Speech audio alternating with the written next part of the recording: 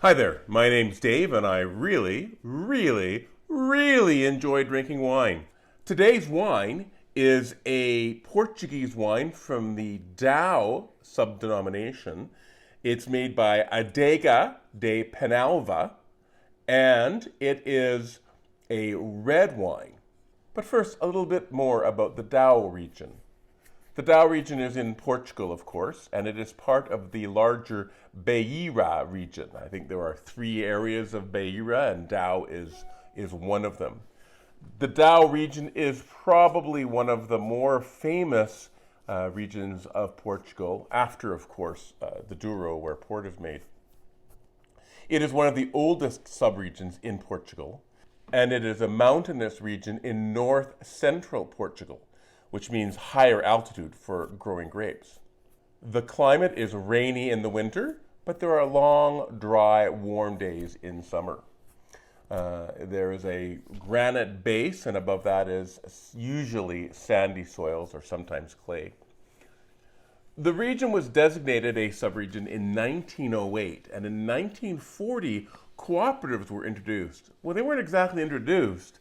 They were told, the area was told, that they had to use cooperatives to make wine, which they did for the next 40 years. And then in 1980 or so, the government decided to change these regulations and allow individual wineries instead of just cooperatives. However, the wine we're trying today is from a cooperative. And I'll tell you a little bit more about that when I describe the specific wine. There are many indigenous grapes grown in Portugal, and they are proud of using those grapes in their wine.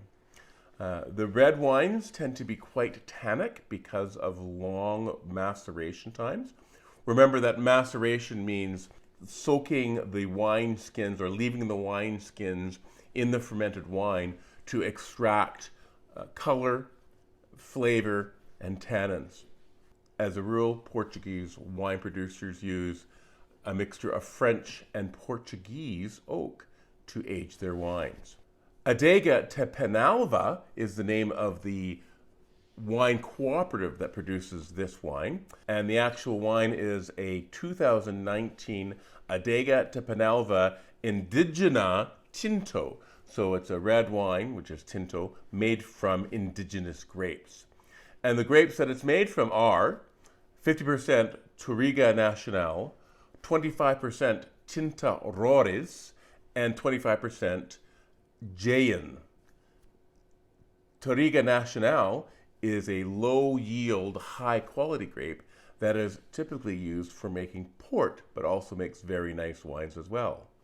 Tinto Rores is also known as Tempranillo if you're in Spain. And Jaen, Jaen, is an indigenous variety. Adega de Penalva is a wine cooperative where the average member only has around 1 hectare. So there are 1,000 members and 1,200 hectares of wine under cultivation. This wine is hand harvested. The website for Adega de Penalva does not have a lot of information on this particular wine. So I am very excited to try this as it's such a good price at only $15. That's right, $15 for this wine. So let's give it a try, and it's time to taste some Dao Vino Tinto.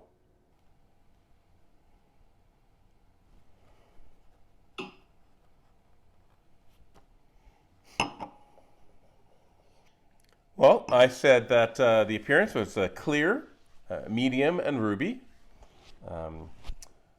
Nose clean, medium plus intensity, like right here, and I can smell it. So that's like, I got so many different aromas. So first the fruit: cherry, raspberry, red currant, blueberry, and blackberry. So red and black fruits.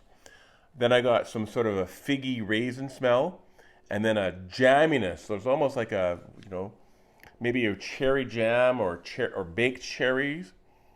So that sort of fruit.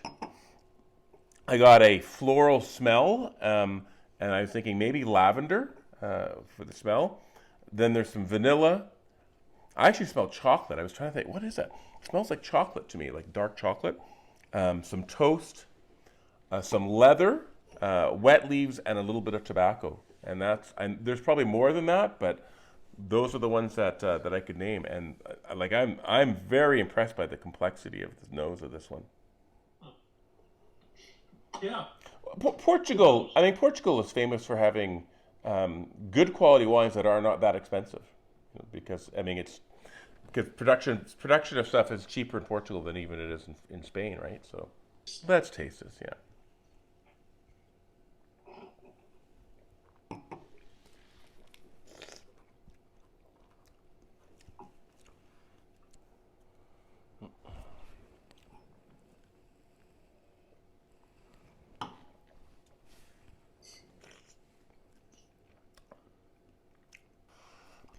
I said dry. I said medium plus acidity, and I haven't changed my mind about that one. I still think it's quite acidic, actually. Um, I thought medium to medium plus tannins. I said medium to medium minus body, medium alcohol, and it's 12.5%. So yeah, it's medium. Medium to medium plus flavor intensity. I was a little waffly on this one, and a medium finish. I said, well, okay. So overall, I thought it was not as flavorful as the nose, right? It was a little, and I found a little bit acidic, a little bit more acidic than I would have liked. But I'll get to that in a second. I got raspberry, blueberry, yeah, sort of, black plum. So those sort of darker fruits with some red fruits in there. Not as many, not as fruity as I thought it was, as I thought it might be, but it's there. But yeah, for sure, there's the leather and raisin and cedar and smoke and tobacco and some chocolate. So there are some very interesting secondary flavors on there. So I found the balance. The balance was okay because I would have liked a bit more fruitiness, but the length was okay. But the intensity was pretty good, and there's still complexity on there. What I really liked is when I was thinking, maybe this is just sort of good, but then I had a cracker with some cheese and this wine. It's like, okay, this is why they talk about old world food wines. This wine was so good with the cracker and cheese, and so I rated it as a good to very good, especially when you consider the price of $15. This is a really nice food wine. You can have this on with a cheese plate, or something on the barbecue, or it would go with a lot of different things. So yeah, I thought it was again, once I had the food, it completely won me over. That made a big difference to me. So, if you're looking for these grapes in the Okanagan, Touriga Nacional is actually available at Moon Cursor. I'm not sure of anywhere else that makes a wine with Touriga Nacional. There might be a couple others, but I can't think of them offhand. Tempranillo, on the other hand, or Tinto Roriz, is available at Stag's Hollow, Moon Cursor, Three Sisters, Burring Owl, D'Angelo, and Inniskillen, among others.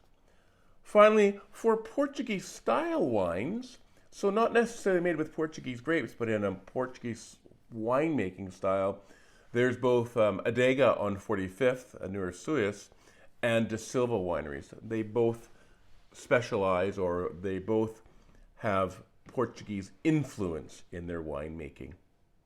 If you are looking into booking a wine tour of the Okanagan next year, and you are interested in a customizable, flexible, and completely private wine tour in the comfort of your own vehicle, please check out the link below in the comments.